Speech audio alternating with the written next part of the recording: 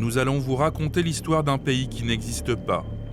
Un pays né en 1990 et qui depuis échappe à tout contrôle international. La République de Transnistrie, un lambeau de terre 2 fois plus petit que la Corse, situé à l'est de la Roumanie, entre la Moldavie et l'Ukraine.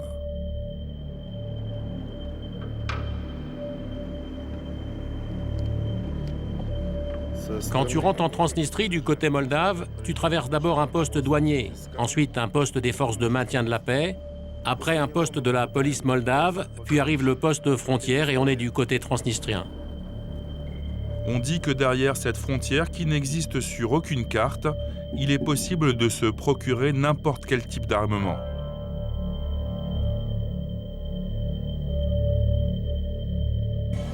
Des armes qui, selon la communauté internationale, atterriraient en toute impunité aux mains de groupes rebelles ou terroristes qui sévissent dans le Caucase, en Afrique et même plus récemment en Irak. Des armes qui proviendraient d'un des plus gros entrepôts militaires d'Europe. Une poudrière à seulement 3 heures de vol de Paris.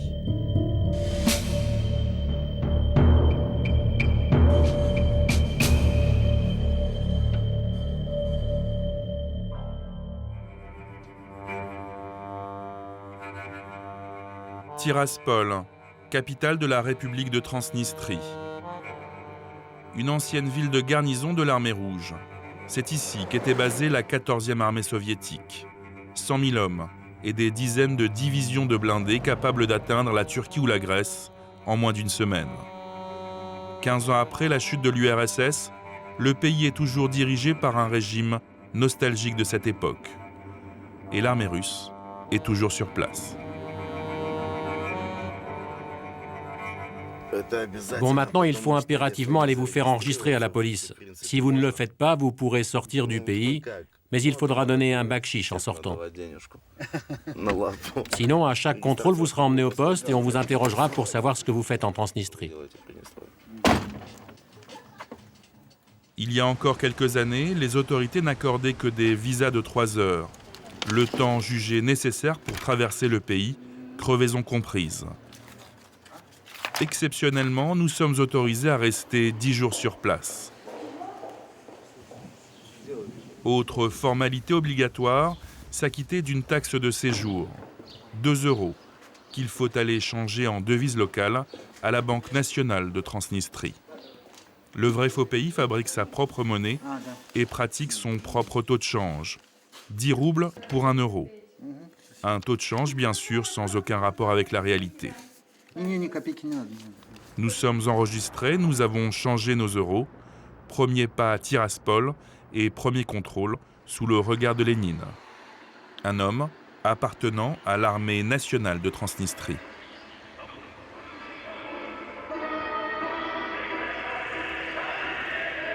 Chants patriotiques diffusés sur tous les haut-parleurs disséminés à travers la ville. C'est la raison officielle de notre présence. Suivre les cérémonies de commémoration de la fin de la Seconde Guerre mondiale pour un documentaire historique. Cela nous a permis d'obtenir nos accréditations auprès du ministère de l'Information. Nous avons 10 jours pour essayer d'en savoir plus sur un des pays les plus opaques du monde. Nous avons été prévenus, ici, tout le monde se méfie de tout. Bonjour, on est journaliste. Est-ce qu'on peut vous interroger ?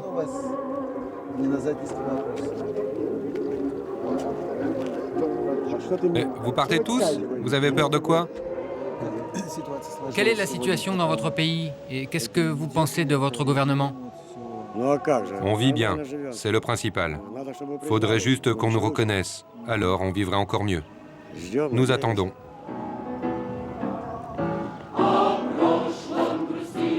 Au centre de l'image, en costume gris, Igor Nikolaïevitch Smirnov, le président de la République de Transnistrie depuis 1991.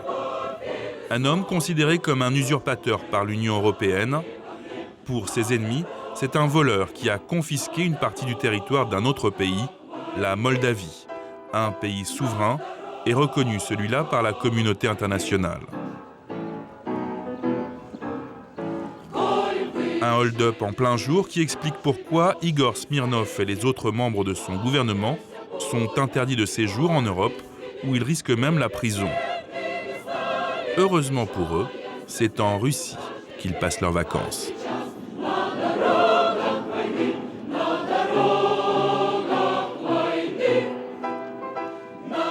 Igor Smirnov est un président discret. Il n'a jamais répondu à la presse occidentale. Bonjour, la télévision française, est-ce qu'on peut... Ça suffit les gars, allez plutôt vous en prendre aux vétérans. D'accord, merci. Bonjour, bonne fête à vous tous. Il fait pas trop froid? Non, non, normal. Il n'y aura pas de pluie, j'espère. Non, il pleuvra pas. Et pourtant ici on n'a pas d'avion pour disperser les nuages. Bonne fête à vous tous. Disperser les nuages, comme au temps de la grandeur de l'URSS lorsque le Kremlin utilisait des avions pour dégager le ciel avant les parades militaires à Moscou. La capitale russe est à plus de 1000 km de Tiraspol. Mais ici, on parle russe, on pense russe et on a souvent gardé son passeport russe. Pour moi, en tant qu'officier russe, cette terre fut, est et restera russe. Nous ne laisserons jamais quelqu'un nous commander, nous dicter sa loi, nous apprendre comment vivre sur cette terre. Un beau matin de 1990, pourtant, juste un an après la chute du mur de Berlin, ce rêve soviétique risque de tourner au cauchemar pour les Russes de Transnistrie. La Moldavie, le pays auquel appartient vraiment la province, déclare son indépendance. D'autres vont suivre, mais ici, le Kremlin et le KGB vont se battre pour garder la maîtrise du pays. Un homme va mener ce combat en leur nom, un obscur agent du KGB russe parachuté à Tiraspol quelques années plus tôt pour diriger une des principales usines d'armement de la ville, le fameux Igor Smirnov. Ce 2 septembre 1990, il crée la République socialiste soviétique de Transnistrie et lève dans la foulée une armée de miliciens pour défendre sa souveraineté.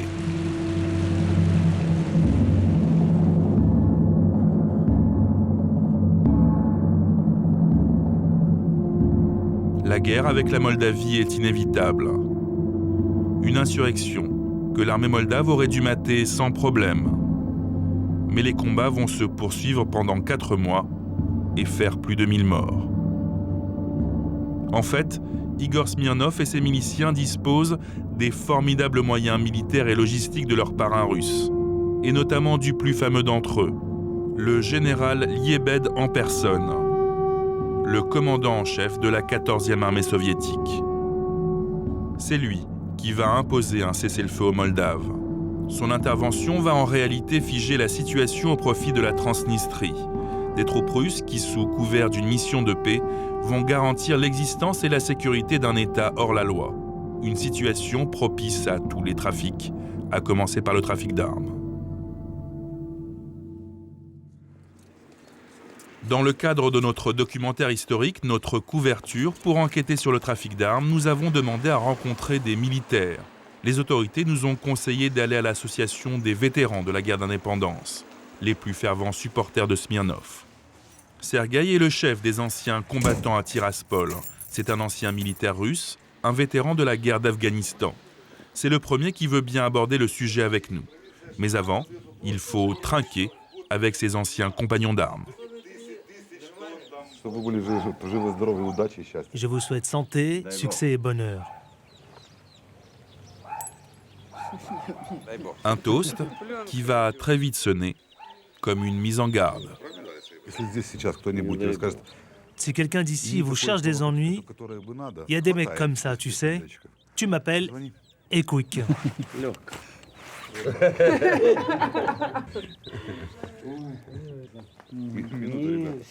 Et tout le monde rigolera, et tout le monde trouvera ça normal. Parce que nous, on est dans notre république. On fait ce qu'on veut ici. Nous voilà prévenus. Visiblement, Sergueï s'est pris de sympathie pour nous. Il nous invite à déjeuner chez lui, où, une fois la vodka et le biberon de bébé terminé, c'est promis, il nous parlera trafic d'armes. On dit que votre pays cache beaucoup de trafic d'armes. Comment réagissez-vous à ces accusations? Tu sais, ces accusations, ça ne me touche pas vraiment. J'y crois tellement peu que... En fait, ce serait bien si on pouvait organiser une inspection avec des Ukrainiens, des Polonais, le plus de monde possible pour voir quelles armes on produit. Et ils verront que dans nos usines, il n'y a que des sécateurs, des fourchettes, des couteaux. Je te l'ai dit, ces accusations de trafic d'armes, ça me fait penser au principe de propagande énoncé par Goebbels. Plus le mensonge est gros, plus on te croit. Un communiste endurci qui cite Goebbels pour sa défense, surprenant. Mais le vétéran semble sûr de son fait. Sergueï nous promet même qu'il va tout faire pour qu'on puisse filmer à l'intérieur de ses usines. À voir. En attendant, quelques heures après cette conversation, nous sommes convoqués au ministère de la Sécurité intérieure. C'est Oleg, cet ancien combattant qui nous a transmis le message. Vladimir Antoufiev, chef des services secrets du pays, souhaite nous rencontrer. Sur le chemin, Oleg essaie de nous rassurer. C'est un bon officier, c'est un gars bien. Son domaine, c'est la sécurité d'État. En Russie, les services secrets, c'est le FSB. Chez nous, on a le MGB. Chez eux, c'est un service fédéral. Chez nous, ça dépend directement du ministère de la Sécurité d'État. Ce que ne dit pas Oleg, l'ancien combattant, c'est que le MGB est en réalité un véritable bureau local du FSB, les services secrets russes. Un bureau comme l'agence de renseignement peut en avoir dans toutes les provinces de Russie. À une différence près, ici, ces agents ont une sorte d'immunité du fait de la situation particulière du pays. Vladimir Antoufiev, par exemple, l'homme qui souhaite nous rencontrer, est un officier supérieur des services secrets russes. Il est arrivé ici en 1991, au lendemain de l'indépendance. À l'époque, il est recherché par Interpol pour une série de meurtres commis en Lettonie. Il est arrivé ici sous un faux nom pour échapper aux recherches et va être propulsé en quelques semaines au rang de numéro 2 du pays, juste en dessous du président Smirnov. Antoufiev a fait du MGB l'un des services de renseignement les plus redoutés de la région. Mais nous avons de la chance. Il ne nous a pas convoqués pour nous arrêter, mais pour communiquer. Notre présence est, pense-t-il, l'occasion de tordre le cou aux rumeurs de trafic d'armes dont son pays est accusé. Le président Yushchenko, devant l'Assemblée d'Ukraine, a présenté la Transnistrie comme un trou à contrebande. Il dit que par notre pays transitent des millions, que dis-je, des milliards de dollars. Il a dit que 2 usines fabriquent des armes et qu'avec ces armes, on tue des enfants en Ukraine. Tout ça est complètement absurde. Nous n'envoyons aucune arme nulle part, et d'ailleurs, nous n'avons pas assez de notre propre armement. Vous vous rappelez Colin Powell, qui présentait ces échantillons à l'ONU en disant que leur contenu venait d'Irak? Finalement, tout le monde s'est rendu compte qu'il n'y avait rien là-bas. Et c'est exactement la même chose en Transnistrie. Il faut nous voir comme un bon petit État, pas comme des bandits. De quels bandits parle-t-on? Un bon petit État où il n'y aurait pas de bandits, mais où un shérif règne en maître. Des stations essence shérif, une compagnie de téléphone shérif, une société de bâtiments, un complexe sportif, un casino shérif, mais aussi des supermarchés shérif. La marque est partout, même sur les bouteilles de champagne ou sur les boîtes de thé. Au pays où l'on croit encore au socialisme, une compagnie privée bien étrange. Elle a été créée en 1994 par 3 anciens flics, dont le fils cadet du président Smirnov. Ne filmez pas ici, devant ce casino. Aucune enquête indépendante sérieuse n'a pu être menée sur les activités de la compagnie Shérif. Et encore moins sur les trafics en tout genre qu'on impute au clan qui contrôle en sous-main le pays. Mais selon l'ONU, 1 milliard de dollars est détourné chaque année par les dirigeants du pays sur des transactions illégales effectuées en Transnistrie. Et comme ici tout se passe en famille, c'est un autre fils du président qui dirige les douanes. Un système mafieux que personne n'ose critiquer ouvertement. Ce chauffeur de taxi anonyme ne sait pas que notre caméra enregistre. Au début, le président Smirnov, il savait ce qu'était la vie. Il a été directeur d'une usine ici. Quand on l'a élu, pendant 3 ou 4 ans, c'était très bien. Mais maintenant, vous savez, toutes les usines sont privatisées. Et qui les a privatisées? C'est le clan de Smirnov. Ici, aucun journaliste ne peut prétendre qu'il a la liberté de parole. Personne en Transnistrie ne peut parler ouvertement. Moi, par exemple, je vous parle aujourd'hui, et demain, on peut m'emmener quelque part et personne n'osera me chercher. On n'a aucun droit ici. Une zone de non-droit où aucun des opposants que nous avons rencontrés n'a souhaité nous parler devant une caméra. Nous sommes donc allés voir des représentants de la minorité moldave, systématiquement harcelés par le régime pro-russe. Cette école, par exemple, a été évacuée de force par la milice d'Antoufiev. Son tort, continuer à enseigner en moldave, la langue qui déplaît au régime. Une quinzaine de professeurs et plus de 300 élèves, obligés pendant plusieurs mois d'aller étudier dans des écoles russes.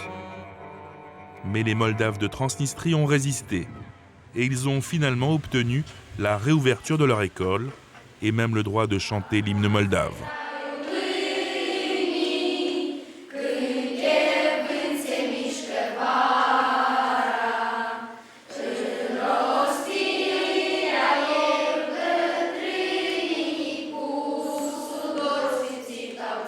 Cette réouverture de l'école est une des rares concessions du régime pour essayer de calmer les protestations de la communauté internationale.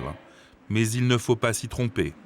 Tous, ici, sont considérés comme des ennemis de l'intérieur. Ici, les Moldaves sont humiliés, comme si nous étions une race inférieure. Il y a de l'humiliation dans leur intonation, dans leur manière de prononcer le mot « moldave ». Toi, le Moldave, ça veut tout dire. Comme si nous devions nous sentir la pire race de la région.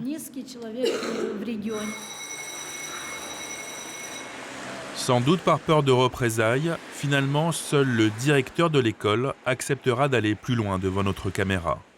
Mais pour ne pas mettre en danger les autres professeurs du collège, il nous a donné rendez-vous chez lui, à l'écart des oreilles indiscrètes. Un acte de courage.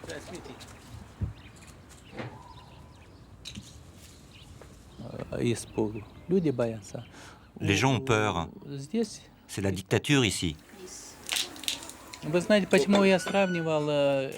Moi, je compare volontiers la Transnistrie à la Corée du Nord. En Corée, le pouvoir se transmet de père en fils. C'est exactement pareil chez nous. Entre le président Smirnov, ses fils et toute sa famille. Aujourd'hui, on se prépare pour les élections au Soviet suprême. Je sais précisément que Smirnov et tout son entourage sont candidats au Soviet suprême de Transnistrie. C'est un véritable clan familial. C'est la République Smirnov.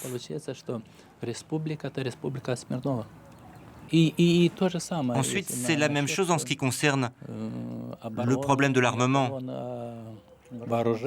La Corée du Nord se prépare à fabriquer sa bombe nucléaire et nous avons le dépôt militaire de Kolbasna.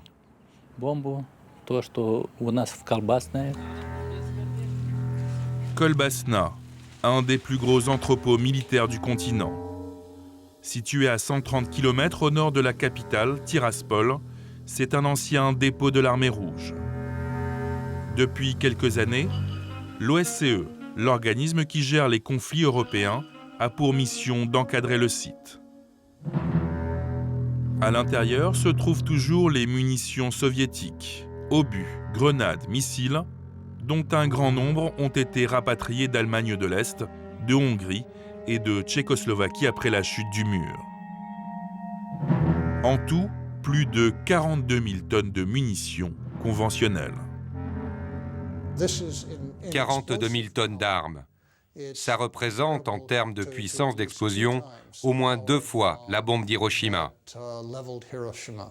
C'est une très forte puissance explosive. Encore plus inquiétant, Dès 1992, beaucoup d'armes vont disparaître de Kolbasna.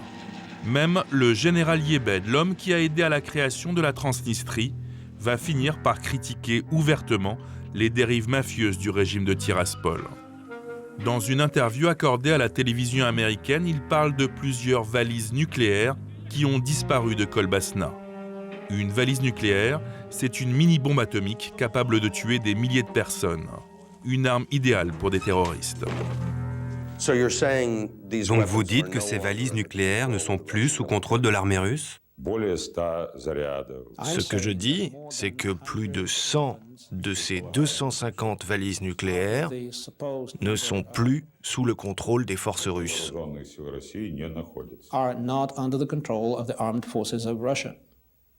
Je ne sais pas où elles sont. J'ignore si elles ont été détruites ou entreposées quelque part, ou bien vendues ou volées. Je ne le sais pas. Est-ce qu'il serait facile d'en voler une? Ça a la taille d'une valise. À force de pression de l'OSCE, les Russes et les Transnistriens ont fini par ouvrir une partie de leurs entrepôts militaires en 2001. En 3 ans, plus de 20 000 tonnes de matériel stocké en Transnistrie ont été soit transférées par train en Russie, soit détruites sur place. Officiellement, tout ce qui a trait de près ou de loin au nucléaire est aujourd'hui en sécurité. Sauf qu'il est impossible d'en être absolument certain, car l'opération de transfert et de destruction d'armes n'est toujours pas terminée. L'OSCE ne reconnaît pas la Transnistrie. Ses bureaux sont donc en Moldavie, à 70 km de Tiraspol. Bernard Ossedat est un général de l'armée française. Il est en poste en Moldavie depuis 2003. C'est un des rares militaires occidentaux à avoir visité le site de Kolbasna plusieurs fois. Il devrait rester actuellement un maximum de 22 000 tonnes de munitions. Ce qui est beaucoup, peu? C'est encore énorme. C'est encore énorme. Et c'est encore en surnombre ou en surcharge, si vous voulez, pour le dépôt de Kolbasna, qui, malgré ses dimensions, est encore insuffisant.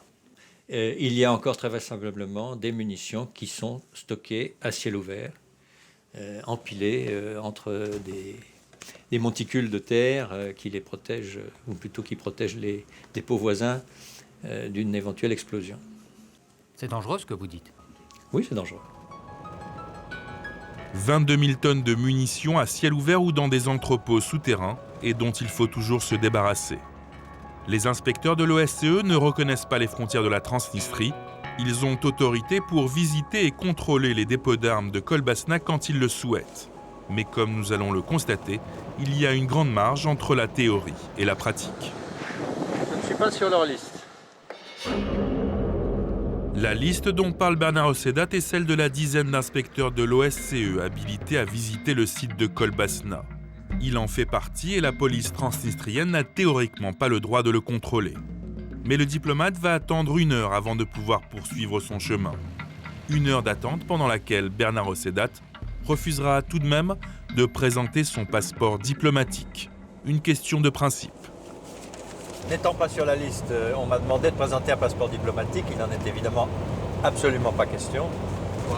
Parce que nous ne reconnaissons pas la République de Transnistrie. Donc il n'y a aucune raison que la République de Transnistrie se voit présenter un document officiel. Il reste 1 heure de route avant d'accéder au dépôt. I think it's here. Yeah.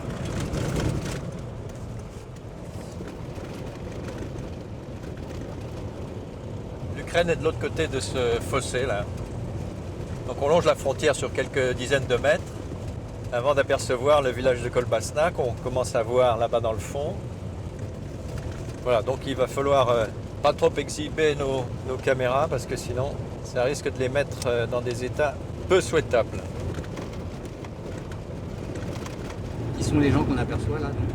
Ce sont des gens de la milice, c'est-à-dire la police transnistrienne, qui garde les abords du dépôt de Kolbasna. Say hello to this gentleman.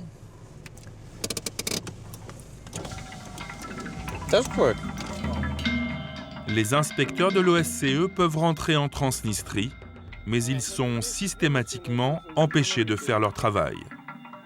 Un bras de fer qui dure depuis 2 ans, au mépris du droit international. On n'ira pas plus loin, là. Il demande que vous ne preniez pas d'image. C'est toujours irritant de se faire refuser un accès quelque part. Ça contribue à les déconsidérer. Donc tout ça, c'est à mettre dans le même paquet que le manque de transparence, que le conservatisme à outrance, les références permanentes au passé, etc., etc. À Kolbasna, je pense que la seule chose qu'ils voudraient avoir envie de cacher sont les mouvements d'entrée et de sortie de leur dépôt. On ne sait pas du tout ce qui s'y passe. Non, on sait simplement qu'il y a une surface de stockage énorme. Donc tout est possible. Une fois de plus, tout est possible. Loin des regards des inspecteurs de l'OSCE, tout est possible effectivement, comme le prouve ce procès-verbal d'une arrestation effectuée par la police moldave. Il s'agit du numéro 2 des forces russes de Transnistrie, le lieutenant-colonel Vladimir Niemkov, condamné à 4 ans de prison pour avoir transporté des missiles antiaériens, des détonateurs et des explosifs. Exactement le type de matériel qu'il faut pour abattre un avion de ligne sur n'importe quel aéroport d'Europe. L'homme qui nous a communiqué ces informations est un sénateur roumain, mais si nous nous sommes intéressés à lui, c'est parce que c'est aussi un ancien officier de la 14e armée soviétique. Le système, Ili Ilascu l'a connu de l'intérieur. Les armes, ils les vendent illégalement un peu partout. Beaucoup d'armes ont atterri dans les pays d'ex-Yougoslavie, en Tchétchénie aussi. Le plus étonnant, c'est qu'ils fassent du trafic avec les Tchétchènes et que ces combattants tuent avec des armes russes venant de Transnistrie des soldats de l'armée russe. Mais vous savez, l'argent n'a pas d'odeur. Ilascu est un ennemi personnel d'Antoufiev. Rappelez-vous, Antoufiev, c'est le chef du MGB, devenu numéro 2 de Transnistrie en 1991. À l'époque, Ilascu est membre des forces spéciales russes, les fameux Spetsnaz. Mais il a choisi le camp des Moldaves contre Antoufiev. Accusé d'espionnage et condamné à mort par Antoufiev, Ilascu a été libéré en 2001 après 9 ans passés dans les prisons transnistriennes. Ce que reproche surtout le chef du MGB à Ilascu, c'est d'avoir enquêté sur les stocks d'armes que les Russes ont donnés à la Transnistrie. Comme ancien officier de l'armée soviétique, je savais où se situait chaque entrepôt et je connaissais personnellement chaque commandant de bataillon. J'étais ami de plusieurs d'entre eux. Je buvais de la vodka avec eux. Je connaissais l'heure précise à laquelle les Russes ont transmis des équipements aux Transnistriens. Il y avait 24 tanks, 12 hélicoptères de combat, 37 000 pistolets mitrailleurs et 120 canons.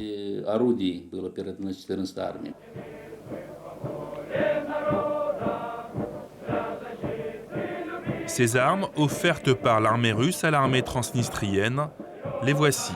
C'était le 2 septembre dernier pour l'anniversaire des 15 ans de l'indépendance. Le chef d'état-major de l'armée, le président Igor Smirnov, a exhibé tout son arsenal militaire, histoire d'impressionner ses ennemis potentiels. Mais toutes ces armes ne sont pas que des cadeaux des forces russes. Certaines sont aussi fabriquées par les usines transnistriennes. Ces orgues de Staline, par exemple, à l'arrière des camions, ont été produites sur place. Une capacité de production étonnante pour un pays qui n'existe pas, sauf lorsqu'on apprend que la Transnistrie a longtemps été considérée comme un des fleurons du complexe militaro-industriel soviétique. Une information révélée avec fierté par un expert militaire que nous avons été autorisés à rencontrer. Nous avons fabriqué certains armements. Nous les avons montrés pendant le défilé. Ne pensez pas que nous cachons quoi que ce soit. On a fait des copies des armements russes, les orgues de Staline. Nous les avons toujours chez nous. Nous avons toujours les installations pour des tirs de roquettes multiples. Où se faisait la fabrication des armes? Je ne suis pas habilité à vous le dire, mais la fabrication se faisait dans des usines. Mais tout ça, c'est fini. Les usines ont changé de profil.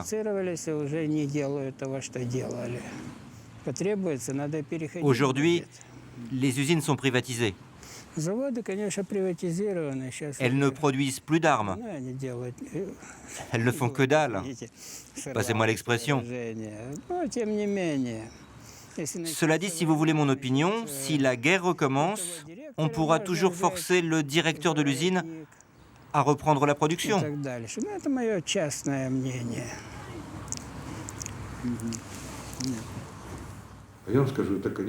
Ce ne sont que des bêtises, nous ne produisons aucune arme. Bien sûr, après la guerre de 1992, nous avons mis en place notre propre fabrication d'armes, comme des pistolets automatiques de petit calibre, type Makarov. Nous avons également produit 40 rampes de lance-roquettes.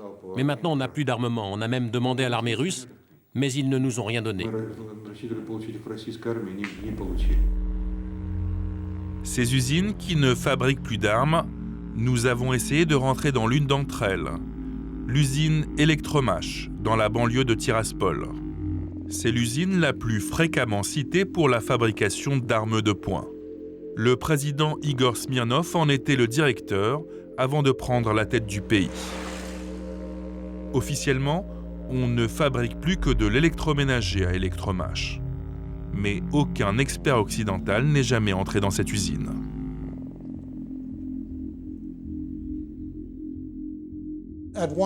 À une certaine époque, ces usines ont produit ou assemblé des armes. Nous savons notamment qu'il y a eu des contrats avec des agences d'armement russes pour l'assemblage, la livraison et les ventes d'armes.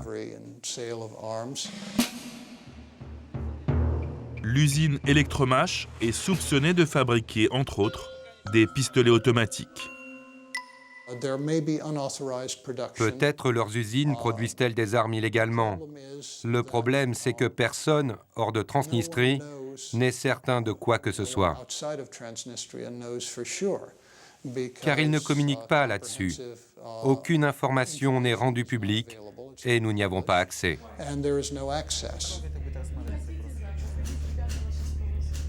Nous avons cherché à plusieurs reprises à visiter l'usine Elektromash. Nous avons multiplié les demandes auprès de la direction de l'usine, sans succès. Dites-moi, jeune homme, par hasard, vous n'êtes pas en train de filmer? Vous filmez? Faut pas. C'est un cauchemar. Alors, qu'est-ce qu'il vous a dit? Rien. Il a dit qu'il faut encore écrire une lettre. Ça fait des jours et des jours que j'écris. Impossible d'avoir accès aux ateliers de l'usine Elektromash. À force d'insister, nous avons obtenu un rendez-vous d'explication au ministère des Affaires étrangères. La décision de nous interdire de filmer est clairement politique. Nous préférons coopérer plutôt avec des personnes que nous connaissons. Malheureusement, nous ne connaissons pas votre chaîne, vos activités, votre manière d'éclairer les événements. Et puis, vous savez, tout État est contraint à se défendre, dans un certain sens. En fait, je suis sûr qu'ils fabriquent des armes. Mais dans quelle proportion, ça, nous ne pouvons que spéculer. Pour en savoir plus sur le trafic d'armes en Transnistrie, nous nous sommes adressés au CISAC, une agence dépendant de l'ONU. Sa mission, identifier les centaines de milliers de fusils mitrailleurs AK-47, de mortiers, d'armes de poing en provenance d'Europe de l'Est que l'on retrouve aux mains de guérillas sur tous les points chauds de la planète. Le CISAC nous a mis en contact avec Brian Johnson Thomas, un ancien correspondant de guerre britannique, spécialiste de la question, qui a rédigé plusieurs rapports pour l'ONU à ce sujet. Brian Johnson Thomas a notamment enquêté en Afrique centrale sur un important stock d'armes de fabrication soviétique. Une piste qui l'a mené tout naturellement jusqu'en Transnistrie, très précisément jusqu'au dépôt de munitions de Kolbasna. Nous avons rencontré Brian Johnson Thomas à Paris, à son retour d'Afrique centrale.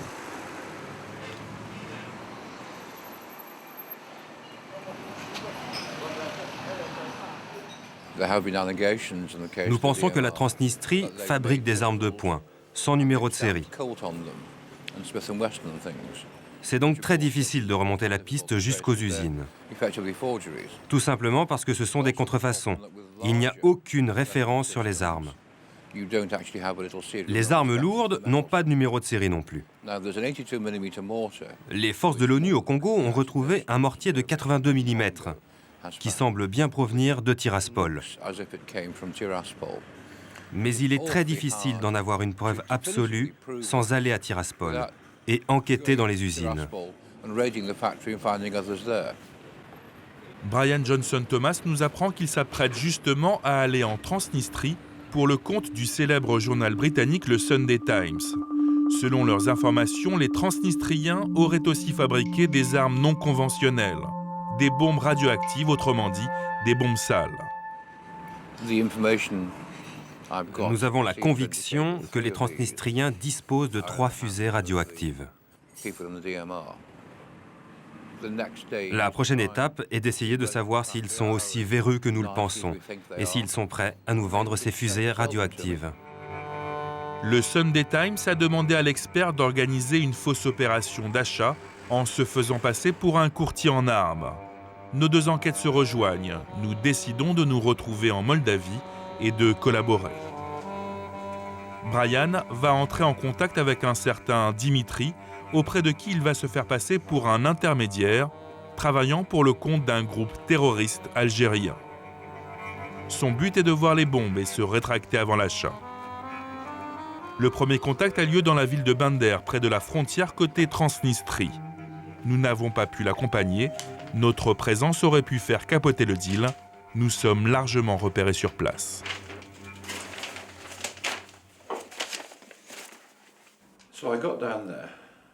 Je suis donc allé là-bas. Il y a un très grand pont en béton, très exposé, qui surplombe la rivière de 10 ou 20 mètres. Là, une BMW très classe, noire, arrive de Tiraspol. La vitre teintée descend, et là, c'est comme dans tous les films de James Bond. Je traverse, et il y a Dimitri à l'intérieur. Alors j'entre dans la voiture à côté de Dimitri. On roule juste pendant 30 mètres le long de la route pour se garer sur un petit parking, juste derrière le poste des forces de paix russes.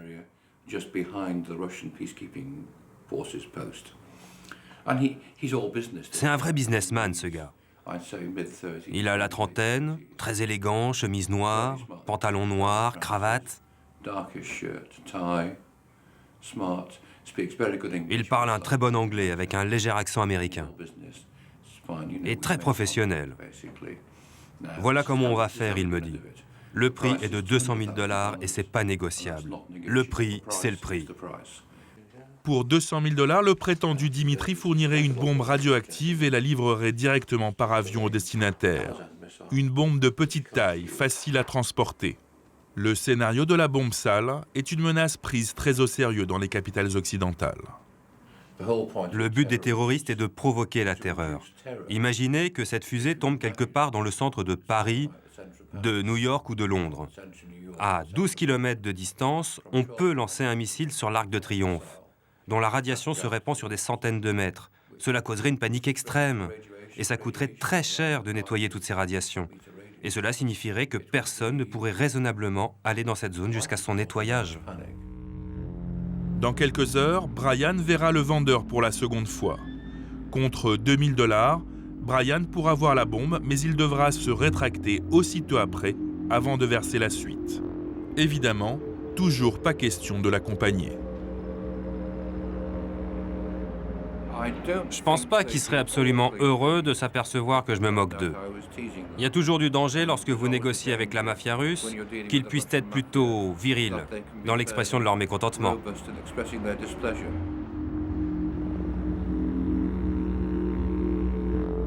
Brian est parti à son rendez-vous. 24 heures d'attente sans aucune nouvelle.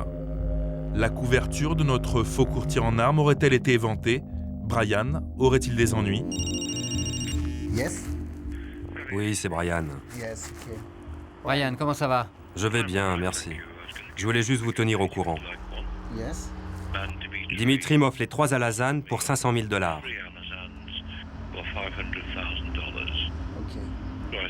J'ai parlé au journal et ils m'ont dit que c'est trop d'argent, que c'est pas acceptable. Ils m'ont dit aussi que je devais m'en tenir au prix prévu initialement pour voir les missiles, en leur promettant de payer le supplément plus tard. 500 000 $ pour 3 fusées radioactives, dont 25 000 $ payables tout de suite pour les voir. Trop d'argent en jeu pour le Sunday Times. Brian ne verra pas les fusées. Son article, qui raconte sa rencontre avec Dimitri, le vendeur de bombes radioactives, sortira une semaine plus tard. Il fera grand bruit en Transnistrie. Personne ici n'a vendu ces fusées. Comme chef des services spéciaux, je suis certain qu'il s'agit d'une nouvelle provocation préparée en collaboration avec les services spéciaux moldaves et peut-être même d'autres pays. Tout cela pour faire peur à l'Europe, en disant qu'ici on a des armes qu'on peut éparpiller dans toute l'Europe, justement. Un autre officiel va nous parler des fusées radioactives. Yuri Sheban, le ministre de l'écologie, l'homme chargé de la neutralisation des armes dangereuses en Transnistrie. Ce type de fusée est conçu pour dissoudre les nuages de grêle. Alors, dire qu'on a mis dans la tête de cette fusée des substances radioactives, c'est comme si on disait qu'on avait mis des ogives radioactives sur cette chaise. C'est comme si on disait que chez vous, pendant votre Révolution française, lors de la prise de la Bastille, on avait jeté des pavés à tête radioactive. Le ministre nous a menti, les fusées radioactives existent bien. Ces documents officiels transnistriens que nous avons fait traduire parlent même de 38 fusées contenant des isotopes radioactifs. Coïncidence, des documents officiels qui portent justement le nom d'un certain Yuri Sheban, notre ministre de l'écologie, l'homme qui vient de nous rire au nez. Nous avons aussi cherché à savoir qui était ce vendeur de bombes radioactives rencontré par Brian sur le pont de Bender. Des opposants nous ont mis sur la piste d'un certain Dimitri Soyn, membre des services secrets transnistriens. Sa description correspond à celle que Brian Johnson Thomas nous en a fait. Oui, c'est Dimitri. C'est mon Dimitri. Il portait des lunettes de soleil sur le pont. Mais c'est bien Dimitri, je n'ai aucun doute là-dessus. Nous sommes retournés en Transnistrie. Surprise, notre premier contact dans le pays, Sergueï, l'ancien combattant, connaît Dimitri Soyn. En plus de sa casquette de membre des services secrets, selon Sergueï, Dimitri Soyn est aussi à la tête d'une organisation de jeunesse. Dimitri Soyn a créé cette organisation pour éduquer notre jeunesse. Pour éviter que nos jeunes ne tombent dans la délinquance ou dans la toxicomanie, bref, pour que les êtres humains se comportent comme de véritables êtres humains, pas comme des bêtes. La fondation s'appelle ProRive, c'est-à-dire la brèche. À l'intérieur, nous rencontrons un groupe d'étudiants dont le modèle est apparemment le révolutionnaire Che Guevara. Immédiatement, nous pensons avoir affaire à un mouvement similaire à tous ceux qui, en Serbie, en Ukraine ou en Géorgie, ont renversé pacifiquement leur régime. Mais malgré les apparences, ici on se bat pour exactement le contraire, c'est-à-dire le rattachement de la Transnistrie à la Russie. Une idée qui plaît à Moscou. Un mois après leur création, ils ont même reçu le soutien d'un émissaire de Vladimir Poutine, Modeste Kolerov, chargé de la culture et des relations internationales au Kremlin. La Russie, c'est la colombe de la paix universelle sur toute la surface de la Terre. C'est la colombe qui apporte la paix. Chaque personne ici vous dira que sans la Russie, c'est la fin ici. 2 minutes plus tard, le vendeur de bombes radioactives arrive. C'est le véritable patron ici. Selon l'opposition, Dimitri Soyn aurait le rang de major au sein du MGB. Ça va, je suis bien comme ça? Non, non, assieds-toi. Dimitri Soyn est visiblement très proche de ses étudiantes. Après quelques questions de complaisance, nous l'amenons sur la question des armes. Et comme prévu, il balaie toutes les accusations et fait porter le chapeau aux pays voisins. De quelle fusée? Mais de quelle fusée parlez-vous? Comme s'il restait des fusées ici. Moi, je ne comprends pas ce qu'est une fusée radioactive. Ce genre de bruit ne peut que susciter le sourire de la part d'un intellectuel ou la franche rigolade de quelqu'un de plus simple. Si nous faisions du trafic d'armes, alors nous aurions des complicités soit avec la Moldavie, soit avec l'Ukraine.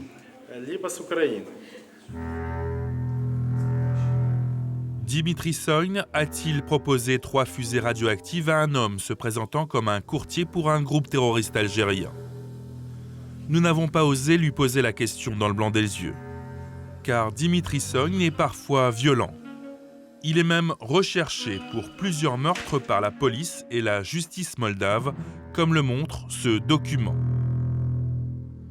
Des meurtres commis en plein centre de Tiraspol. Le major du MGB en a même reconnu un, publiquement.